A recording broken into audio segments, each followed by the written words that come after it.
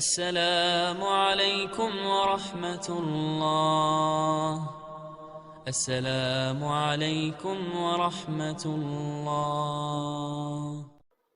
Allah Subhanahu wa ta'ala ingin memperlihatkan kepada para malaikat niat dan tujuan sesuatu yang tersembunyi pada sifat iblis dan malaikat belum mengetahuinya. Maka Allah berfirman pada para malaikat di dalam surah Al-Baqarah ayat 30 yang artinya, dan ingatlah ketika Tuhanmu berfirman kepada para malaikat, wahai malaikat, aku hendak menjadikan khalifah di muka bumi ini. Mereka berkata, ya Rabb, apakah engkau hendak menjadikan orang yang merusak dan menumpahkan darah di sana, sedangkan kami bertasbih memujimu dan mensucikan namamu? Dijawab oleh Allah, wahai para malaikat, sungguh aku mengetahui apa yang tidak kamu tahu. Maksud dari perkataan malaikat ini ialah, ya Rabb, apakah engkau mau menjadikan makhluk penghuni bumi seperti makhluk sebelumnya, yaitu para jin yang selalu membuat kerusakan di muka bumi ini dan selalu bermaksiat kepadamu? Cukup kamilah yang bertasbih dan mensucikan engkau, ya Rabb. Dan dijawab oleh Allah, wahai malaikat, sungguh aku mengetahui apa yang tak kamu tahu, yaitu dari apa yang tersembunyi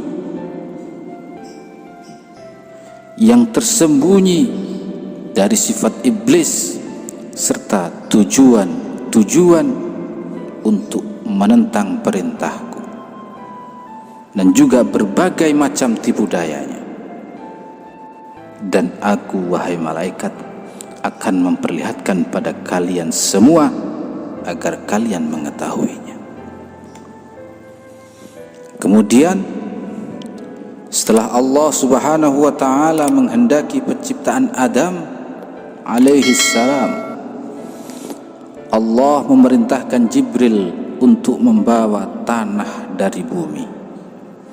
Ketika Jibril turun ke bumi guna mengambil lumpur atau mengambil tanah, maka bumi berkata, wahai Jibril, saya berlindung kepada Allah dari engkau yang mau mengurangi tubuhku dan mau merusakku.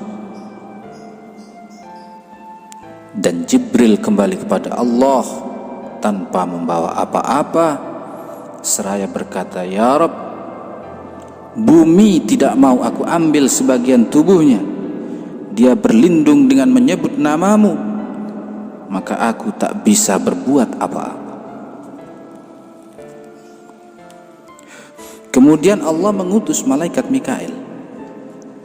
Maka kejadiannya sama. Sang bumi berlindung kepada Allah, dan malaikat Mikail pun juga tak bisa berbuat apa-apa. Sehingga diutuslah malaikat Israel, malaikat maut.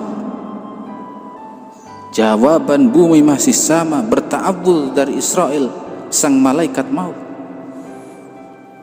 Malaikat dengan lantang berkata, wahai bumi, aku juga berlindung pada Allah ketika aku kembali menghadap tidak memenuhi apa yang diperintahkannya, ialah mengambil sebagian dari kamu, mengambil sebagian tubuhmu, mengambil sebagian tanah.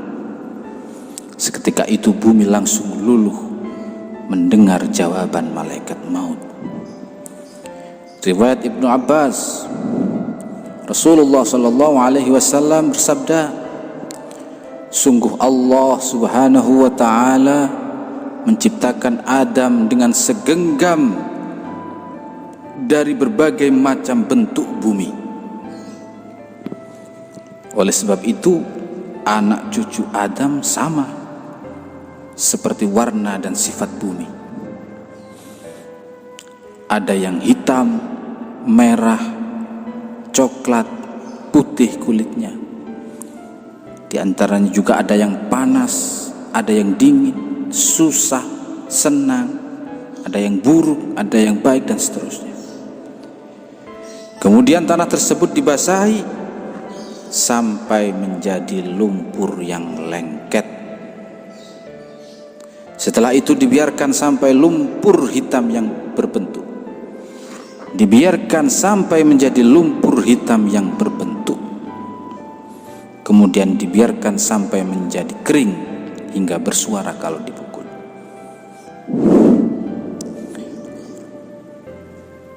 Maka penamaan Adam itu diambil dari kata adimil ard, yaitu permukaan tanah. Ibnu Abbas berkata, Allah menciptakan Adam langsung ditangani dirinya sendiri tanpa campur tangan makhluk lain, agar supaya iblis tidak sombong ketika diperintah oleh Allah sujud kepada Adam.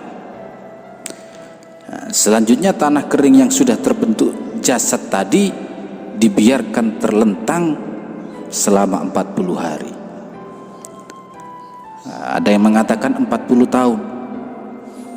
Di saat itu datanglah iblis. Iblis memukul-mukul jasad Adam dengan kakinya sampai timbul suara ting ting ting, karena seperti tembikar yang garing atau gentong yang dipukul yang garing.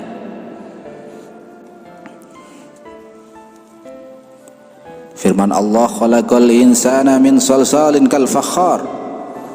Dia Allah menciptakan manusia dari tanah kering seperti tembikar atau gentong, kerajinan-kerajinan yang terbuat dari tanah liat.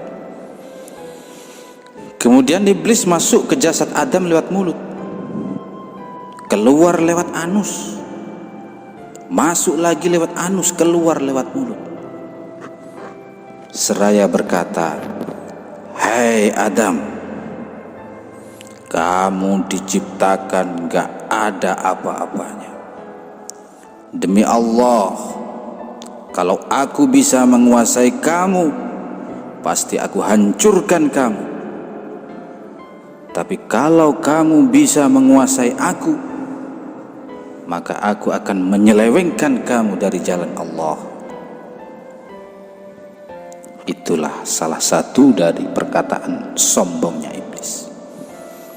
Tibalah waktu Allah meniupkan ruh ke dalam jasad Adam yang masih berupa jasad seperti tembikar. Fa idza sawaituhu wa nafakhtu fihi min ruhi faqa'u lahu sajidin. Allah berfirman kepada para malaikat, apabila telah aku sempurnakan kejadiannya dan aku tiupkan roh ciptaanku kepadanya, maka wahai para malaikat, tunduklah kamu dengan bersujud kepadanya.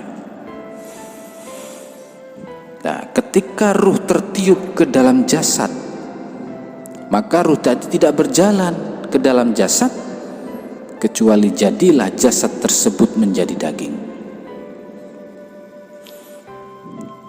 Ketika ruh masuk, jasad-jasad yang asalnya tanah kering itu berubah menjadi daging. Dan mulailah ruh masuk memulai arah kepala. Seketika itu hidungnya Nabi Adam langsung bersin. Berkata para malaikat, wahai Adam, ketika bersin bacalah Alhamdulillah. Ada yang mengatakan Allah sendiri yang beri ilham bacaan tahmid itu. Adam berkata, Alhamdulillah. Allah berfirman, yarhamuka rabbuka ya Adam. Allah merahmatimu wahai Adam. Dan tatkala roh masuk ke mata, mulai masuk ke dalam matanya, seketika itu matanya langsung bisa melihat buah-buahan surga. Dan ketika roh Adam terus masuk ke perut, disitulah Adam mulai ingin makan, lapar.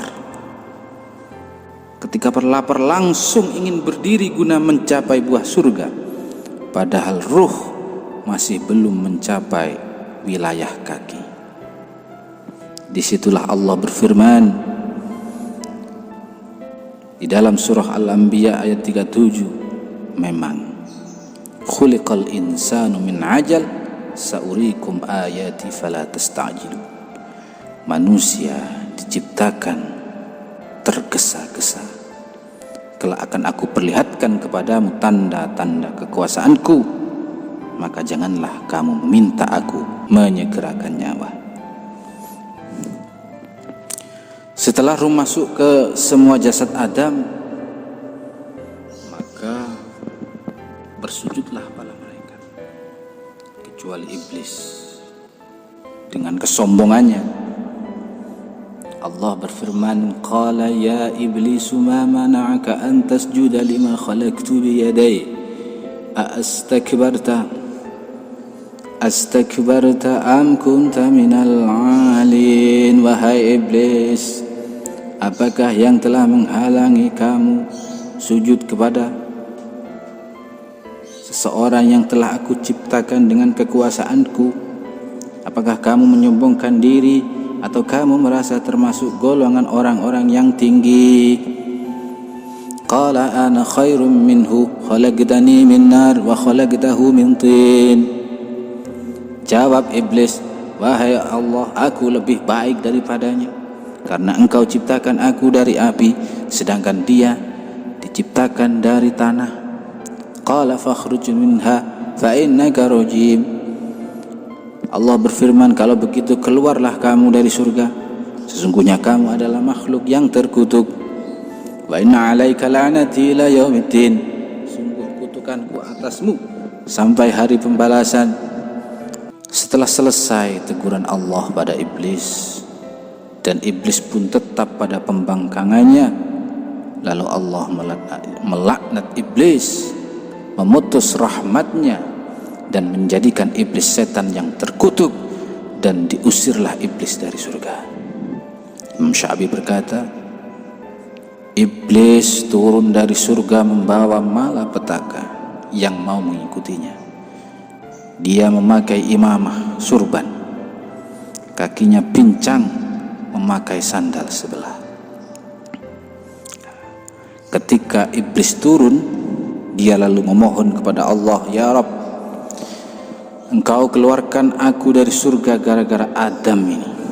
Sungguh aku tak mampu menguasai Adam, kecuali engkau beri aku kemampuan. Allah menjawab, ya, engkau aku beri kemampuan. Iblis berkata lagi, tambah ya Rabb, tambahkan lagi ya Rabb.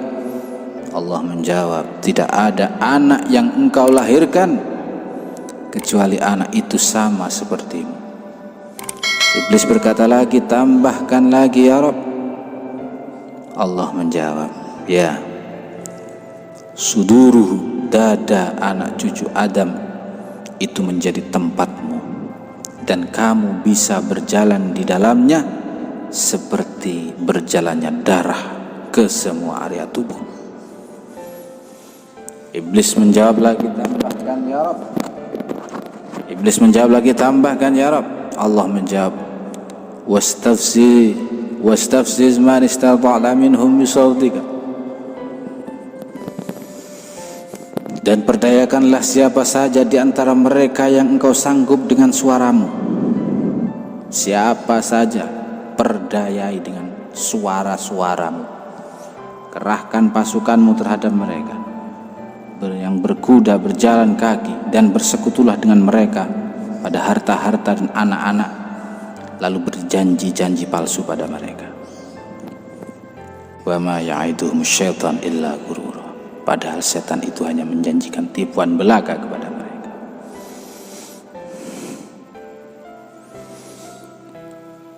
Kemudian giliran Adam yang berkata, ya Rabb, sungguh aku telah melihat Iblis, engkau berikan kekuasaan atasku, dan sungguh aku tak mampu menghadapinya tanpa pertolongan.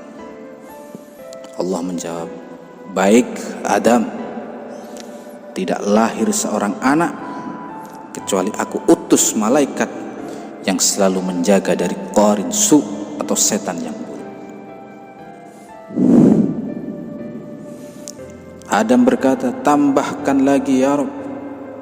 Allah menjawab, ya, satu kebaikan akan dibalas 10 atau bisa aku tambahkan.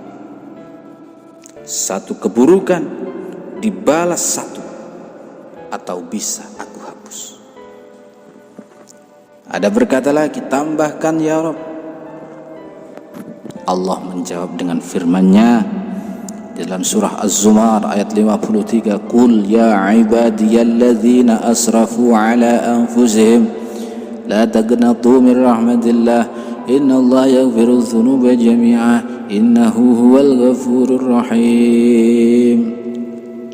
Katakanlah, wahai hamba-hambaku yang melampaui batas terhadap diri mereka sendiri, janganlah kamu berputus asa dari rahmat Allah. Sesungguhnya Allah mengampuni dosa-dosa semuanya. Sungguh Dialah Maha Pengampun dan Maha Penyayang. Adam berkata lagi, tambahkan ya Rabb. Allah menjawab, selama masih ada ruh, saya pasti akan menerima taubat dari anak cucumu, wahai Adam. Enak. Adam berkata lagi, tambah ya Rabb. Allah menjawab lagi, ya sudah, saya ampuni anak cucumu, dan aku tak peduli seberapa besar dosanya. Kemudian Adam berkata, cukup ya Rabb.